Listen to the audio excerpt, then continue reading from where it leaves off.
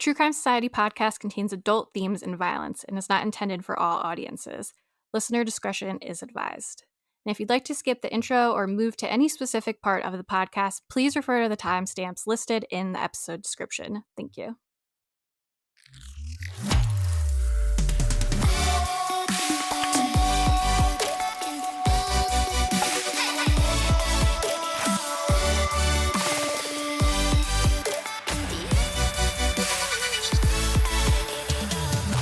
What's up, guys? Welcome back to another episode of the True Crime Society podcast with Stephanie and Olivia. And Peep is here. She returned. We just recorded Patreon, and as soon as we started recording, she up and abruptly left in a fit of rage for some reason. But she's just returned, so she's back for the people. She knew she had to return and meet her responsibilities. Now she is on my end table, probably going to try to knock over my water bottle, because that's what cats do. She really puts in effort for the bigger audience. Yeah, she's like, oh, my people. She's like, the people need me.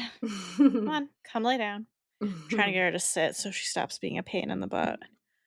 So what is today? It is the 17th of April, 2025. And the weather was actually a bit nicer today. We're finally getting nicer. It's alternating back and forth. And I just sent to Olivia... I feel like we hear this every year, and we've talked about this before, but I got a thing that's like the East Coast is going to have a big cicada problem. And if you remember, months ago, Olivia had crazy cicadas in Australia. And I think that I said to her, I've never had cicadas comparable to that at all, and I can't imagine this being nearly as bad. I hope it's not, because especially if the baby, like, it'll be so, I guess the babies, it's kind of like a white noise thing that you get used to, but yeah, like, I guess babies wouldn't know any different, but it was very, very noisy. Like, I remember I did that noise meter thing, and it was like, this is as loud as a concert, and I'm like, it actually is. Well, even I follow a few other people from Australia, and they just have like a regular video outside that wasn't even about the Australians, about the cicadas, because you guys are probably so used to it at that point. But just hearing it, I was like, that's so loud. Yeah. And they start so early in the morning too. Like, I feel like it was like 4 a.m. sometimes they would start. So that was fun.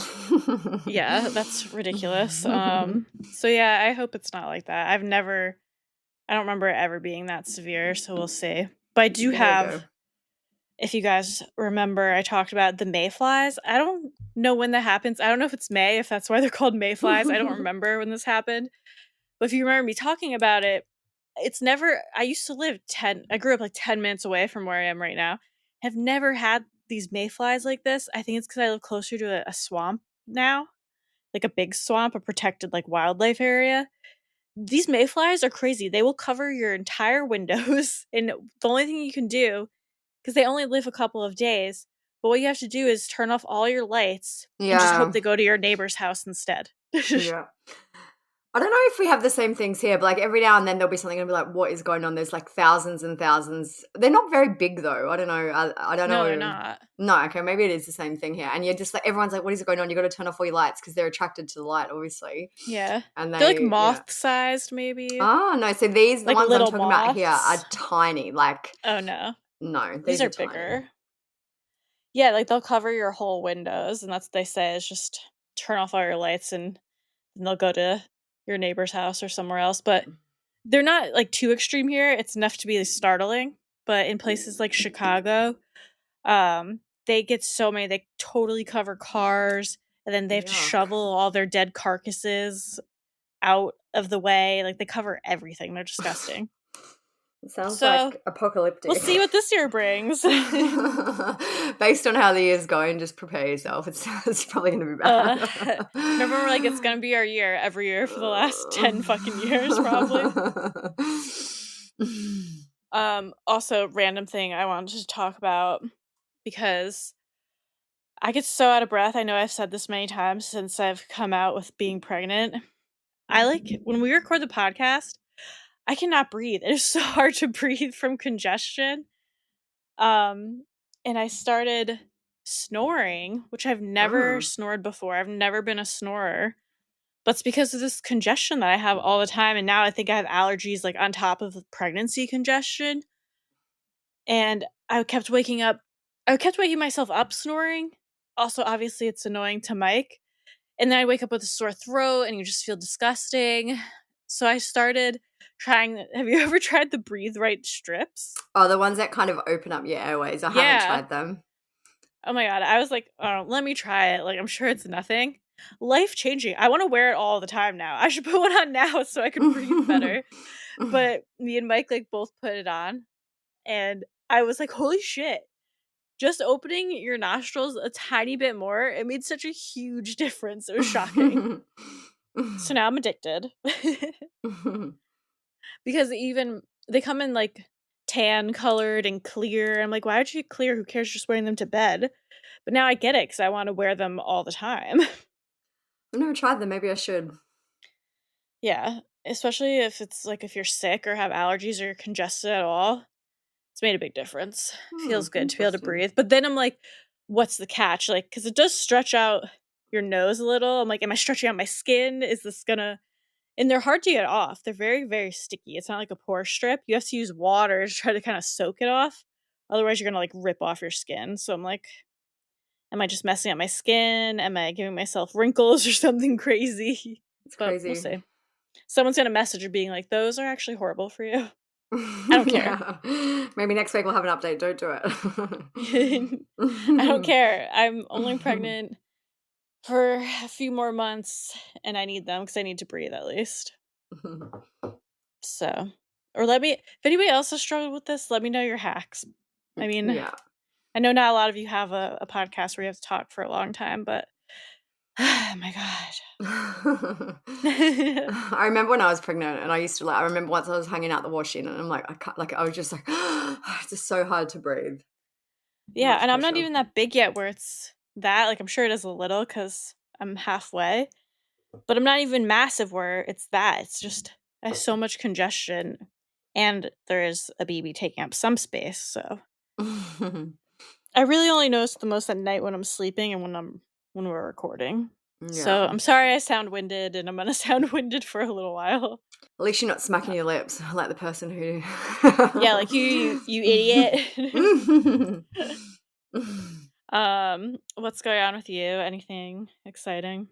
Not really. It's my wedding anniversary today. 16 years Oh, married. Yeah, a long time. wow. But yeah, other than that, pretty quiet. I was just saying it's Easter here, so we've got 3 holidays in like public holidays in 1 week. So today's Friday, Monday, and then next Friday's Anzac Day. So it's kind of like feels like a real holiday because everyone, like a lot of things have shut down and people aren't working. So yeah, but other than that, not too much going I'm on. so jealous. One thing I haven't really spoken about for a while is books that I've been reading, and I try and just mention true crime books that I have been reading. And one I have discovered, and I feel like people are going to be like, what is wrong with you? Because I feel like it's a little bit like Colleen Hoover, where some of the books are bad, but you just can't stop reading them. But Yeah. Frida McFadden. So if you've read any of her books, let me know. I've just finished The Housemaid and The Boyfriend. They are both of those have been crime related. I really enjoyed The Boyfriend. I thought The Housemaid was a little bit ridiculous, but I really enjoyed it. But they are making a movie out of The Housemaid with Sydney Sweeney and I think Amanda Siegfried. Yeah. So that, and the more I think about it, I was like, that casting's really weird. But the more I think about it, I actually think it will work. So if you do read any of her books, let me know any of the other good ones. My sister-in-law did give me one. I can't remember what it is, but I've got another one of hers to read. But she's written heaps, like tons and tons. So if you have any recommendations of hers that are good, let me know. Or any other true crime books, let us know and we can share them on our Instagram too. And we also have too the Patreon book chat where we chat about books. I have to mention it in there. I haven't done it yet, so I will do that today. Before we get into the episode, this podcast is sponsored by Acorns. As you guys know, I have had a lot of trouble with my furnace, and that can cost a lot of money quickly, especially having to replace it. One thing that you always hear about owning a home is that things can go wrong back to back to back, and it can end up costing a lot of money and be very, very stressful. And sometimes it just feels like you have no control over your money. April is Financial Literacy Month. That's right. They made a whole month reminding you to finally take control of your money. Good news is you don't need 30 days. Acorns makes it easy to start saving and investing for your future in just 5 minutes. You don't need to be an expert. Acorns will recommend a diversified portfolio that matches you and your money goals. You don't need to be rich. Acorns lets you get started with the spare money you've got right now, even if all you've got is spare change. So I remember when we bought our first house and someone said to me, say goodbye to ever having money again. And I just feel like Acorns is so handy because it can give you small, simple steps to get you and your money on track and helps you to feel in control. Sign up now and join the over 14 million all-time customers who have already saved and invested over $25 billion with Acorns. Head to acorns.com/TCS or download the Acorns app to get started. Paid non-client endorsement. Compensation provides incentive to positively promote Acorns. Tier 1 compensation provided. Investing involves risk. Acorn Advisors LLC, an SEC registered investment advisor. View important disclosures at acorns.com/TCS. Okay, so today we're going to talk about two separate cases of foreign people who have gone missing in Mexico. By foreign, we mean they don't live in Mexico and they're not American. Yeah, well, I was meaning more so they're not from Mexico, because I think the first guy did live in Mexico on and off. They actually both lived in Mexico, but they weren't Mexican citizens. They weren't from there, though. Yeah. They weren't born there, yeah. So the first case is about Malcom Madsen, and he was 68 years old when he went missing. He's a Canadian snowbird who disappeared from Puerto Vallarta on October 28th, 2018. And I feel like I just started seeing this case pop up more and more because I guess that there's a documentary, or it just came in my algorithm, and now I feel like I keep seeing it. But before this, I hadn't really heard much about it. I hadn't heard of it till you sent it to me either. It's interesting because there's video footage, like and very clear footage too, not like shitty satellite footage from 1,000 feet away. Very clear, where you can absolutely see what's going on. Yeah, it's a crazy story. So we'll get into that case. We went through the footage of that night, and I recognized Marcela's dress. You could see Marcela sitting sideways and my father beside her. And we could tell from what we were watching that she was doing something in her purse. She was fidgeting, and she had pulled her hand out, and she was holding something, and she was thinking about it. Marcela cuts in and whispers something into my dad's ear, and while she has his attention away from the drinks, she drops a powdery substance in his drink and stirs it a couple of times.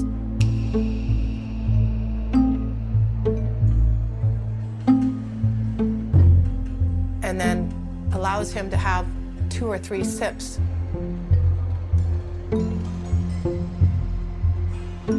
Before she pushes it away and won't let him have any more.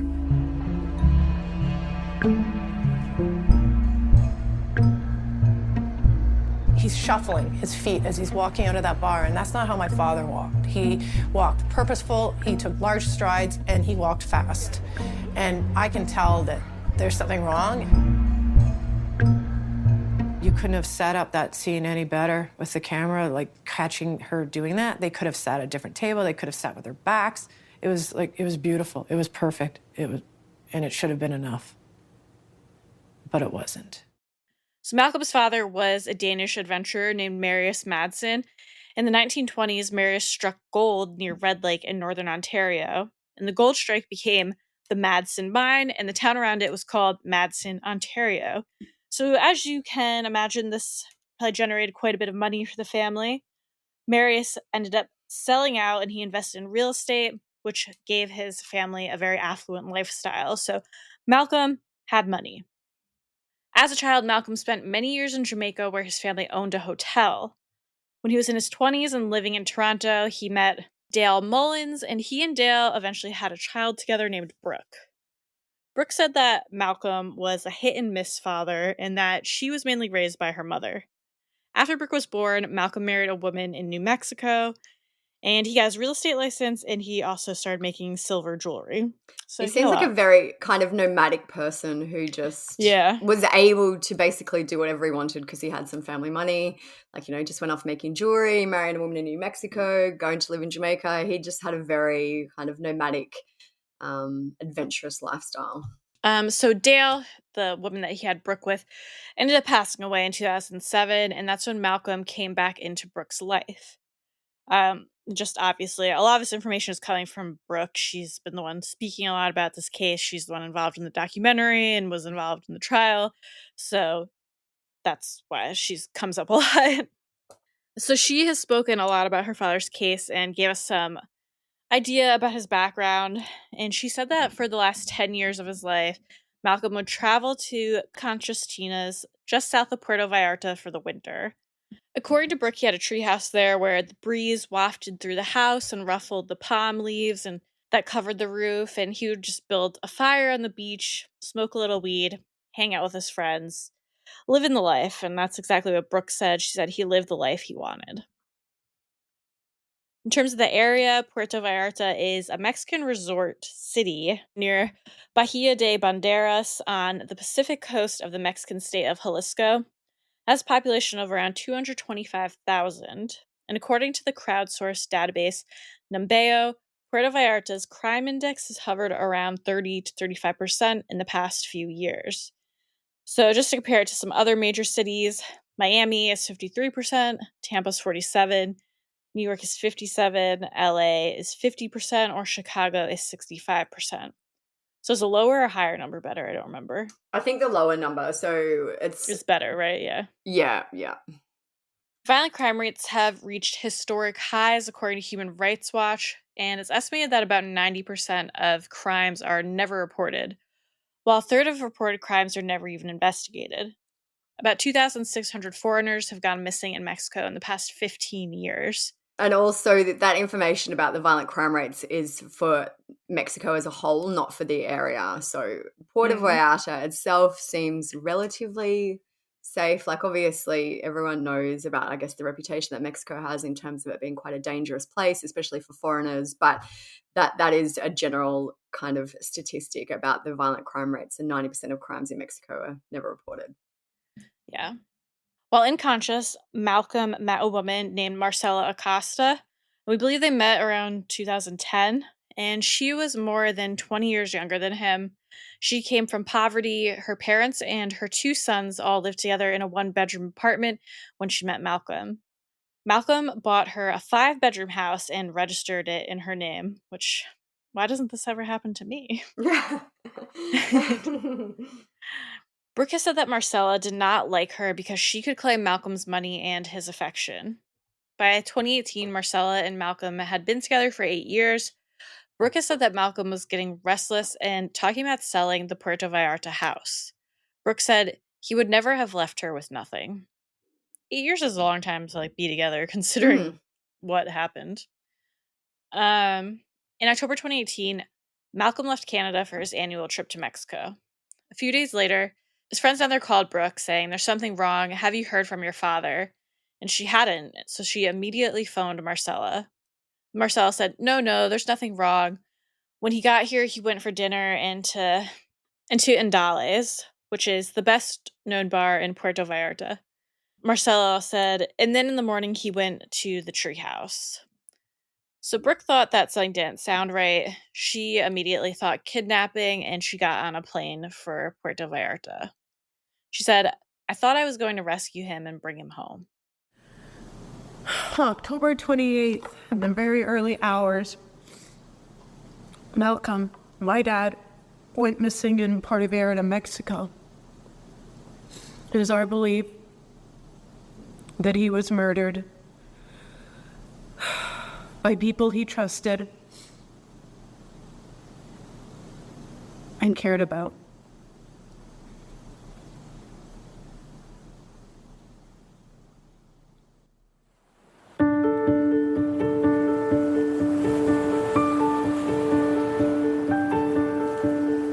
If you'd met her 5 years ago, you never would have expected that Brooke Mullins could take on the notoriously corrupt Mexican justice system. My name is Karen Wells, and I wrote the article, Brooke's Justice, for Watershed magazine. She just didn't seem the type, but Brooke Mullins stuck by her dad, a man she barely knew as a little girl, and she tracked down the people she came to realize were responsible for his murder. When Brooke got there, she contacted Malcolm's friend Zab Vanderheiden and asked for help. They got CCTV footage from Indale's bar. And just a little about Indale's, it still exists today. It gets a rating of 4.5 stars on Google reviews. And this is a little blurb about it. It's cozy, long-time hangout with rustic decor and a festive atmosphere serving comfort food and margaritas. One review says, "We came here every time we're in PV for drinks, but this was the first time we've eaten here. The food was fantastic. The coconut shrimp were probably the best I've ever had. Whatever sauce they had for them was so good. Drinks are huge and tasty too. Definitely check this place out." So the couple could be seen at a restaurant and then at the bar on October 28th, 2018. They had gone out to celebrate Marcela's birthday, and she was due to turn 44 a few days later. They ate dinner at the Blue Shrimp, and then they went to Andales, and they arrived there at 11:20 p.m. So this is the video we were talking about where Marcela could be seen bringing Malcom towards her. They're sitting at a table together, and she whispered in his ear. And while he was distracted and she was whispering to him, she puts a white powder into his martini glass, and he then takes a couple sips. So you see this very clearly on the video. It's not like oh, did she? It's like, oh, she put something in his drink for sure. She kind of like moves the fingers to like sprinkle it in. And the thing is too, the bar is absolutely packed. Like it's not like this is some secluded thing. There's a million people around, very ballsy, but totally clear. You can absolutely see what she's doing. Yeah.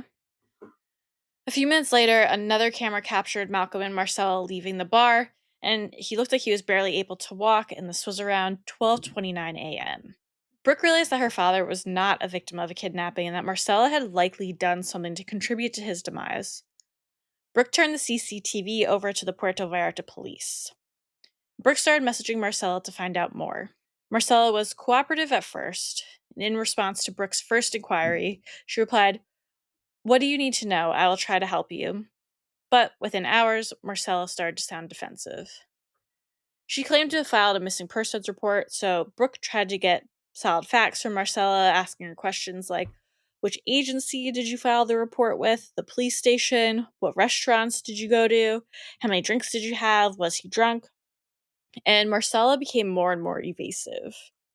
She ignored many of the questions, and while she did give Brooke the name of the restaurant that they visited the night that he disappeared, she also kept talking about how drunk Malcom had gotten during the evening, which struck Brooke as odd because Malcom loved to smoke weed, but all of his friends said that he seldom drank. A book has since been written about the case and Brooke's experience titled Malcom is Missing, a true story of murder and a daughter's quest for justice in Mexico. So this is like a little excerpt from the book. It says, Marcela asked, "Where did your father grow up? Where are your father's parents? What are your father's parents' maiden names, and what school did your father go to?" Brooke was gobsmacked by those questions. In the midst of an emotional exchange about someone who was missing and possibly kidnapped, she felt the questions Marcela was asking were out of context. To Brooke, they indicated Marcela was probing for information that would give her a clue about passwords Malcom commonly used. Brooke checked her dad's bank account, and to her horror, she saw that someone had been draining his checking account at breakneck speed. On October 29th, the day Malcom disappeared, someone had withdrawn nearly $700 3 separate times. The following day, another $700. The day after that, another $700. On November 1st, they'd taken $675 out. In 4 days, nearly $4,000 had been withdrawn. Brooke called Marcela and asked her, quote, if she'd been accessing my dad's bank account, and she admitted that she had. And she said that he told her to take some money so she could go on a trip. So it seems like the questions that she was asking Brooke are like the security questions, like, what's your mom's maiden name? Where did you go to school? Things like that. Brazen. Brooke also went through her father's desktop computer. He had a laptop and a phone that she was unable to locate as well. Malcom had put a GPS tracker on his car in Puerto Vallarta, and Brooke checked the GPS records. Marcela had told her that the car had never left the house, but according to the tracker, it showed that it had been driven to several different locations, including a jungle area outside the city, and the car stayed in that location for several hours. Brooke also gave the GPS data to authorities. Despite Brooke basically hand-feeding information to the Mexican police, nothing seemed to be happening in her father's case. Corruption among the police force is a widely known problem. According to a 2022 case study, police in Mexico reportedly took bribes 50 took bribes in 52% of the cases in which they interacted with people, and between 72 and 77% of the citizens considered that most or all of the police corporations are corrupt. Brooke ended up hiring a lawyer who filed 17 motions with the Jalisco State Attorney General to compel the police to search Marcela's house, to forensically investigate the car, and to also check bank records. Brooke said, "I began to hate my father for being so gullible." She spent months on his computer going through every email, and there were hundreds between her father and Marcela, intimate emails that daughters should never see. Money that he had given her was mysteriously evaporating. Marcela wrote, "Do you think I am taking your money to waste it?" Followed by declarations of love and affection. Before we finish up with the episode, today's show is sponsored by IQ Bar. IQ Joe is the instant mushroom coffee from IQ Bar with bold flavors that's loaded with functional brain nutrients and 200 milligrams of caffeine for jitter-free energy. So I love IQ Joe. I start my day with one every single day. I start my morning with one every single day. I love just picking out a random sachet, seeing what flavor I'm going to have today. I really, really love the vanilla spice flavor. IQ Joe is packed with 200 milligrams of natural caffeine and brain-boosting ingredients like magnesium and lion's mane mushroom for jitter-free productivity, which I love. I hate getting the jitters and thinking, oh my gosh, I've had too much. I never, ever get that with IQ Joe. With over 20,000 five-star reviews and counting, more people than ever are starting their days on the right foot with IQ Bar's brain and body-boosting bars, hydration mixes, and mushroom coffees. And right now, IQ Bar is offering our special podcast listeners 20% off all IQ Bar products, plus get free shipping. To get your 20% off, text CRIME to 64,000. Text CRIME to 64,000. That's CRIME to 64,000. Message and data rates may apply. See terms for details. On the night he went missing, Malcom had $9,000 in cash on him. Must be nice. After that night at the bar, Marcela managed to withdraw more from his bank account before Brooke had them frozen. While the investigation into Malcolm's disappearance was going on, Marcela sold the house and took the money. This was essentially illegal because, as we mentioned, she was listed as the owner of the home, even though he bought it for her. Brooke suspects that the money from the sale of the home was used by Marcela to stall the investigation. She then disappeared herself without a trace. Different informants started coming forward, alleging that they had information in the case. One family said that Marcela had been in a relationship with their father and that they had found evidence relating to this case. They said that they had found bottles containing Malcolm's eye and some of his genitalia. They asked for money and for the evidence, and this was given to them. Brooke had to swab the body parts for DNA, and the testing came back with nothing relating to her father. There's no other information on this, and I'm just like, what? Yeah, it's so crazy. Obviously, they sent these apparent body parts to Brooke, and she had to swab them herself. I think it sounds from what I've read that they were real, but obviously, I don't know where they got them from. Do they belong to someone? Yeah, they must belong to someone from what I've read, but she had to swab them. I'm guessing it sounds like it was a human eye, or maybe it wasn't. I don't know. But basically, Brooke didn't know that. She had to swab these rotting body parts herself to see if they belonged to her father, because essentially no one else would help her. It's so horrible. Brooke's lawyer eventually managed to track down Marcela in Guadalajara. In the summer of 2020, almost 2 years after Malcom disappeared, Marcela and her brother Martin Alejandro Acosta Ramos were arrested. A few months later, Marcela's son, Andre Javier Romero Acosta, were also arrested. All three were charged with a disappearance committed by individuals, which is a charge employed when the fate of a missing person is unknown. The case went to trial in 2023, and this was a win for Brooke, as only about 2% of violent crimes end up being prosecuted in Mexico. The Mexican government seemed to change their tune towards Brooke. They flew her down and provided her with accommodation for the duration of the trial. The prosecution included her in their planning for the case, and she even sat at their table in the courtroom during the trial. Brooke has said that she was threatened by someone who showed up at the court several times. She said, "I was definitely shaking in court for sure." The defendants showed no signs of remorse, and at one point, Marcela even turned and looked at her. Brooke said, "Clearly it was threatening. It was a lot of anger. I just looked back at her. I would like to think with sad eyes, because I'm very sad that we all found ourselves in that situation." All three would end up being found guilty and were sentenced to 56 years and 3 months in Mexican prison. Brooke said the length of the sentences clearly indicates how seriously the judges take this crime. And she knows that her father's case is just one of more than 100,000 people currently listed as missing in Mexico. She said, "I'm sad that so many lives have been destroyed or altered because of this senseless crime. I am happy that it's finally over and that we can start healing. It's been a long time coming. Life isn't perfect. I'm not where I thought I would be 5 years ago, but I'm not angry anymore." Brooke has said that she spent around $300,000 on flights to Mexico, legal help, informants, and bribes. Juan Jose Mija, the district attorney for the Jalisco State Prosecutor's Office, told the Star that the 56-year sentence for Marcela and her accomplices was one of the highest we've ever gotten. Convictions in similar cases usually come with 25 to 30-year sentences, he said. He added that the convictions in Malcolm's case will set a baseline for prosecutors hoping to bring similar cases to a close. He said, nationally, there have not been too many sentences for the crime of disappearance committed by individuals, and it is a relatively new crime despite the current crisis of disappearing foreigners.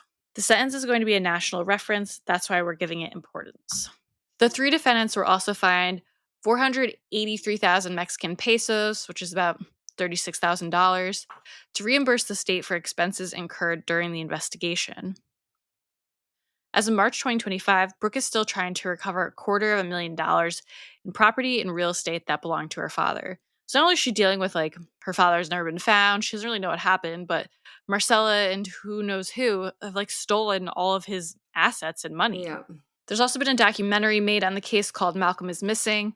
The documentary explores how 95% of violent crimes in Mexico go unpunished, and more than 100,000 people are listed as missing or disappeared. It's likely Marcela and her family would have never faced trial if not for Brooke's years of work. She said, "They chose to get where they are, but it doesn't sit that easy with me, knowing that I've played a part in the fact that they'll probably spend the rest of their lives in prison. It's just sad." It's a crazy case because I wonder, it seems like Marcela's motivation for this was probably almost purely financial. So if she was the owner of the house and he was only in Mexico for part of the year, why didn't she just sell the house and kind of take off anyway? I know he could have found her then and tracked her down, but essentially now that would have been less of a punishment for her. Now she's going to be in jail for the rest of her life. I feel like it's just a very poorly thought out plan. There was probably an easier way to get some money without having to kill him. I wonder if she drugged him before. Maybe she would drug him and steal more money from him and stuff, but he would just think he got drunk. Yeah. And this time maybe just something happened and he's getting older.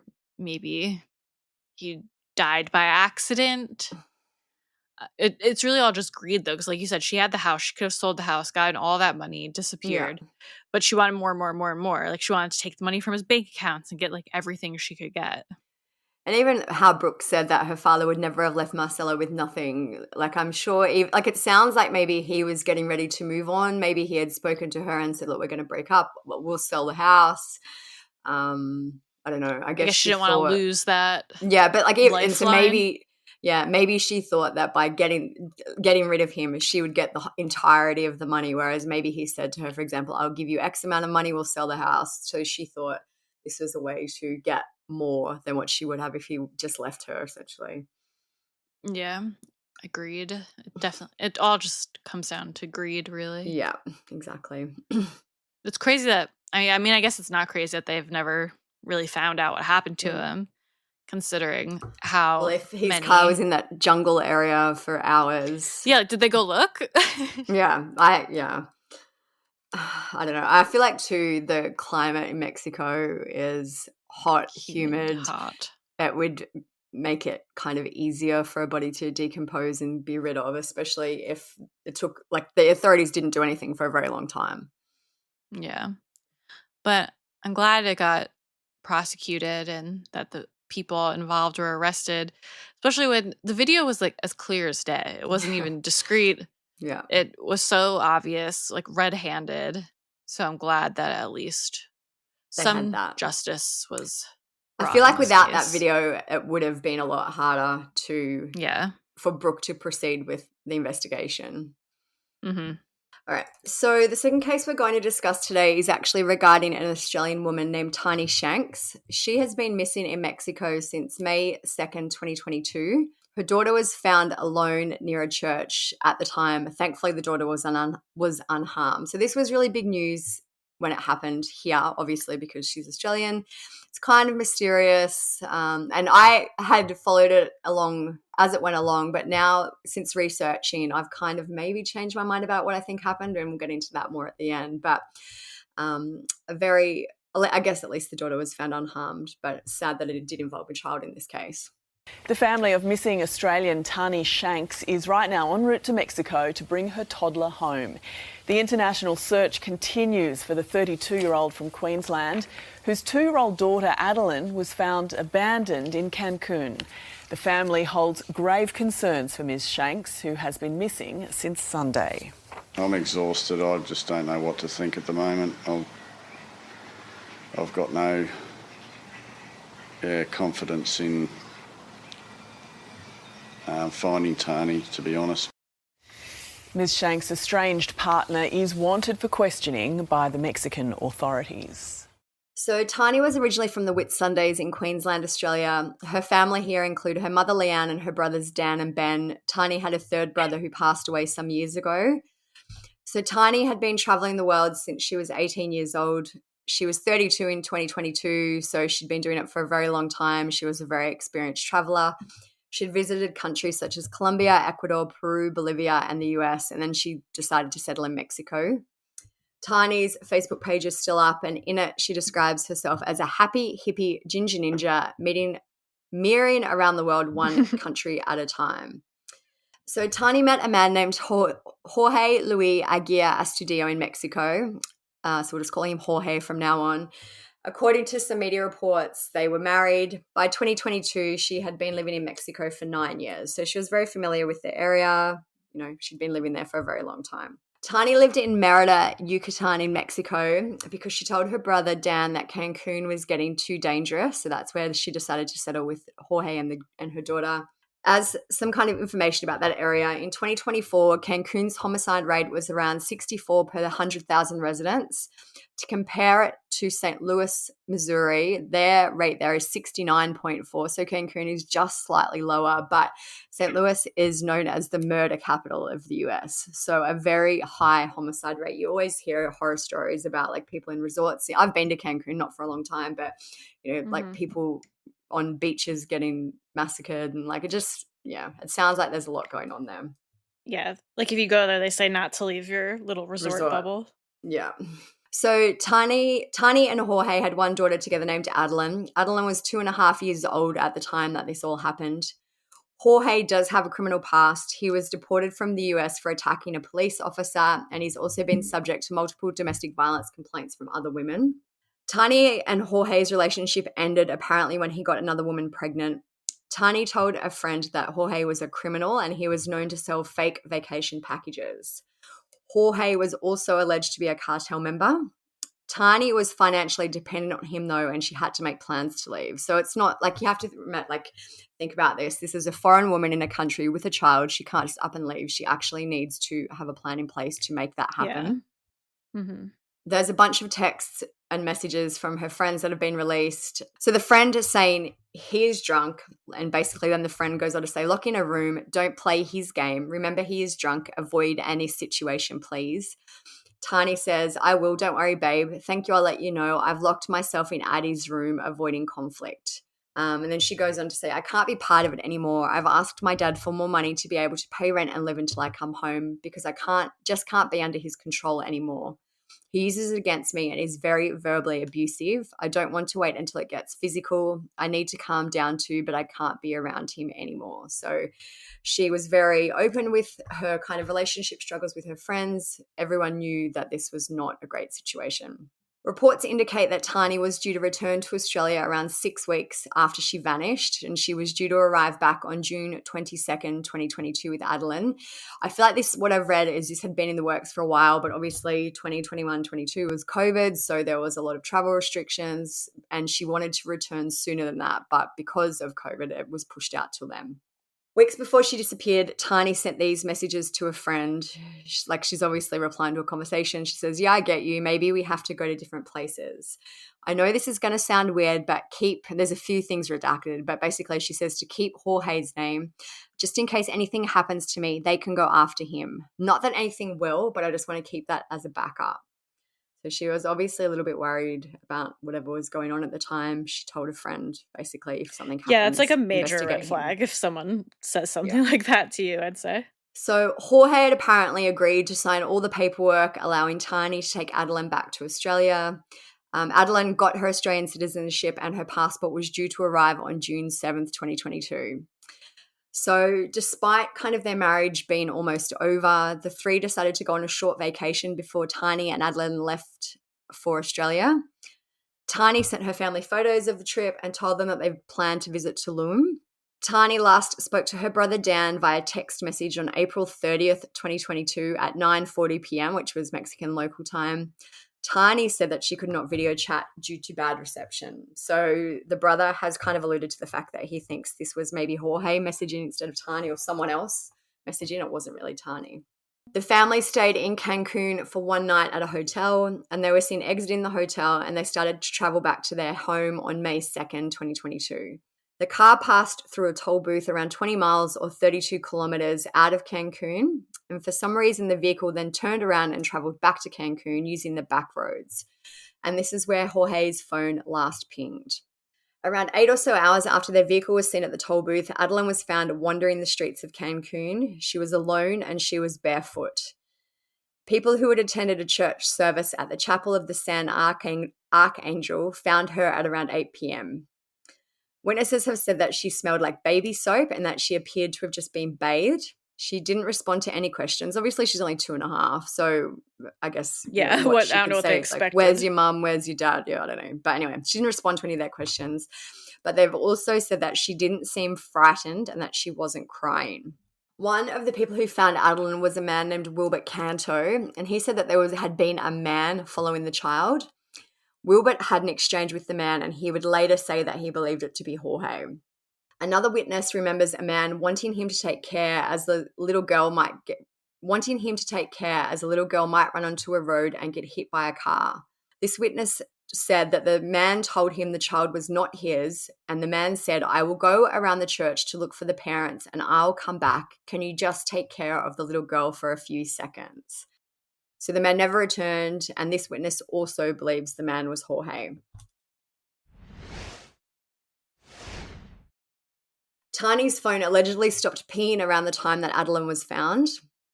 And later that day on May 2nd, a burned out car that matched the description of their vehicle was found in Puerto Morales, which is around 40 minutes away from Cancun. The car's serial numbers matched that of their vehicle, but someone had tried to grind the numbers off and the license plates has also been removed. So thankfully, authorities managed to track down Adeline's family in Australia very quickly, which I'm still kind of, like, I remember at the time they're like, this child found missing. Like, they managed to track down the family pretty quickly, thankfully.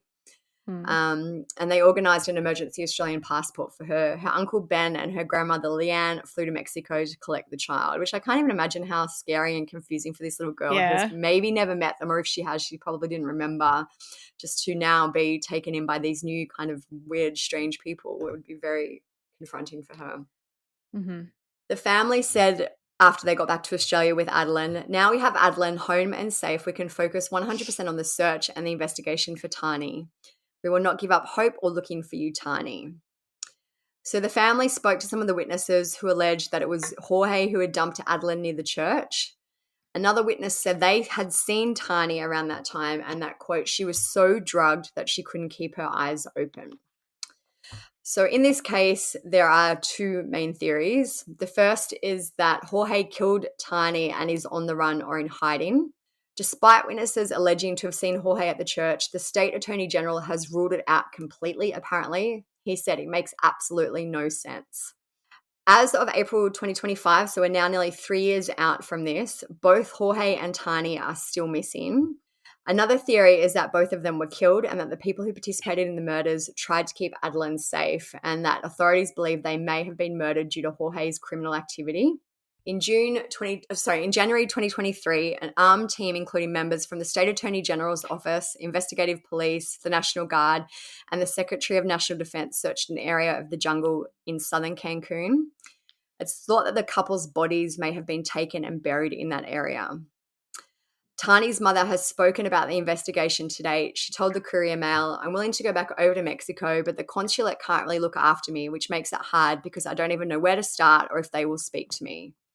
She said, "Is it criminal or is it domestic? We really are still none the wiser." So when Adeline was originally found, I guess some photos of her were taken. They needed to ID her. When the family looked back at the photos, they said that Adeline appeared to have a little spot of blood on her finger. There is a photo you can see. It does look like a little bit of blood. Yeah, just like a little red spot. Yeah. Tahnee's brother Ben said, "We have asked investigators if this was reported or documented when Addie was taken into custody and if the clothes she was wearing have been DNA tested, and no response has been received." The Attorney General spoke to 60 Minutes in Australia. There was a big segment on this case and he spoke about the investigation. He said it could just be retaliation for the criminal groups that he was involved with. "According to the law, we consider them as alive and that's the way we look for them unless something is shown to be different." So at the time when this was all happening, I really thought that it was Jorge they kind of made out. Like, they made put a lot of emphasis on the fact that Jorge had maybe been seen at the church and made sure that someone had actually found Adeline and that she wasn't going to wander onto the street. But now that he's still missing, I don't know. I really think it could be domestic. I think either theory is as plausible as the other. I think it could be a domestic violence thing and he has somehow just managed to go under the radar.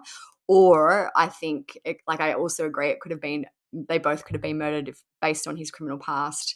I just feel like if he was going to murder Tahnee, wouldn't he have kept Adeline? I feel like that would have been an easy enough thing to do, considering how I've spoken about how all these crimes got unreported or uninvestigated in Mexico. I feel like it would have been relatively easy for him to dump Tahnee somewhere and take off with Adeline. Yeah. So I really don't know in this case. I feel like it's interesting that the Attorney General has completely ruled out that it was Jorge at the church. I don't know. It's just they must know something they're not saying with that, because how are they like, there's no way he was there? Was there cameras? Anything? Probably not. And for all these witnesses to say it was him, I don't know.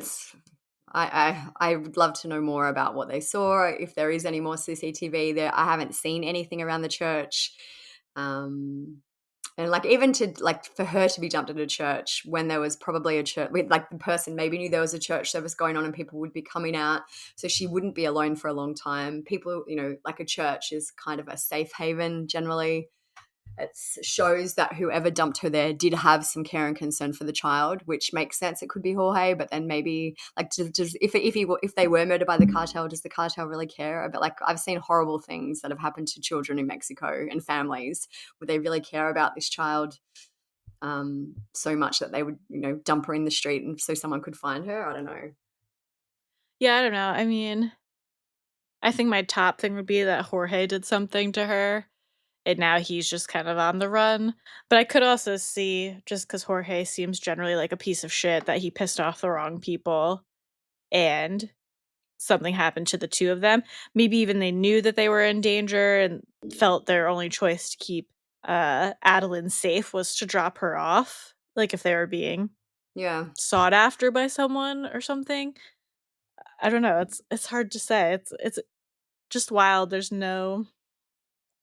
But again, not, I guess, because just so many crimes go uninvestigated in Mexico, but just wild. There's really no direction as to what happened to them. I have read some reports that maybe indicate that Jorge thought Tahnee was just going to take Adeline back to Australia for a visit, whereas Tahnee was really planning to essentially never go back to Mexico. But even if that was motivation for killing her, then he got rid of Adeline anyway. So it kind of defeats the purpose of that if that was the reason for killing Tahnee.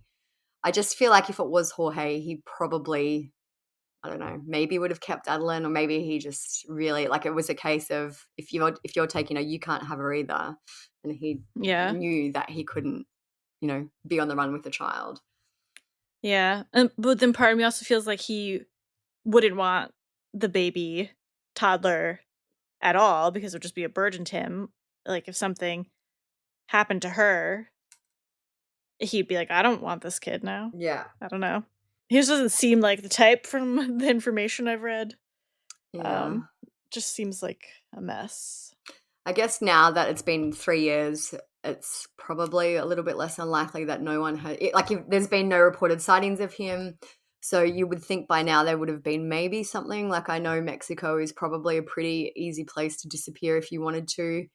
But yeah, I wouldn't be shocked with either scenario in that case.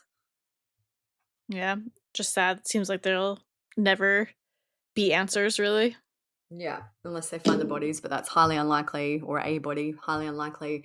I guess the one silver lining is that Adeline does have a loving family who have taken her in Australia, and she was unharmed physically, and maybe, hopefully, is too little to remember much else. Yeah, just strange. Like you said, with people who were willing to kill Jorge and Tahnee draw the line at killing a baby, maybe. That's what makes me wonder if, like, could they have dropped the baby off? Was Tahnee really there and super drugged? I don't know. Like, just wish there was more information about what really happened at the church. Like, yeah, and as I mentioned, there's been a lot of instances where, when I say American families or foreign families have been murdered, there was one in 2019, and it's called the LeBaron and Langford Family Massacre online, where gunmen opened fire on a 3-car convoy of people going to a wedding, and they killed 9 people, 3 women, and 6 children. So I just feel like they just generally have, in other cases, no qualms about injuring and killing children. It also could have just been, like, not a cartel thing, maybe just someone that Jorge pissed off, because, like I said, he seemed like he was pissing off a lot of people and just generally a piece of shit. So maybe it wasn't like a big organization as much as he just pissed off another person who personally was like, well, I'm not going to murder this baby. Yeah. I guess, it could be that as well. I don't know how to end it besides being like, well, we'll never know. So there is a really, really great 60 Minutes segment on this case if you want to learn more about it. And I do personally feel that kind of the public opinion has swayed from it just being Jorge to maybe now something has happened to both of them, and that is why nothing else has happened in the last 3 years in terms of sightings or any other information about that case. Yeah, not to add more, but just you saying that made me think, like, Jorge did seem to be getting into, like, trouble frequently, where would he be able to lay low for this long? I mean, probably, yeah, he's probably still could if he was really trying, but just another thing I thought of. But that's really it for both these cases. Glad to see that there's justice in one, at least. Hopefully one day Tahnee will also see some sort of justice and her family will get some answers. We can only hope. But everything will be on the blog, as usual, at truecrimesocietyblog.com. Make sure you're following us on Instagram. We always post the latest crime news, everything going on there, True Crime Society. And if you want to check out our personal accounts, mine is StephSum_. Olivia's TCS Olivia. Check us out on Patreon. Also, we have the book club chat there, like Olivia mentioned earlier in the episode. We do weekly bonus episodes, so you'd get 2 episodes a week instead of just the 1. And there's no ads on any of the episodes. So more content, if you're interested in that, over on Patreon. And just all the usual stuff. Leave us some comments on Spotify. Olivia is always going through those, keeping up to date with them, responding to people. We love seeing them. And share the podcast with your friends. Make sure you're subscribed or following whatever it is on the platform you listen to. It's a massive help to us, and it's a very easy thing for you to do to support us for free. It's literally one little button click. So we'd greatly appreciate if you could do that. And sharing to your Instagram stories, also love that. But that's it. Thank you guys for listening. Stay safe out there. Peace out.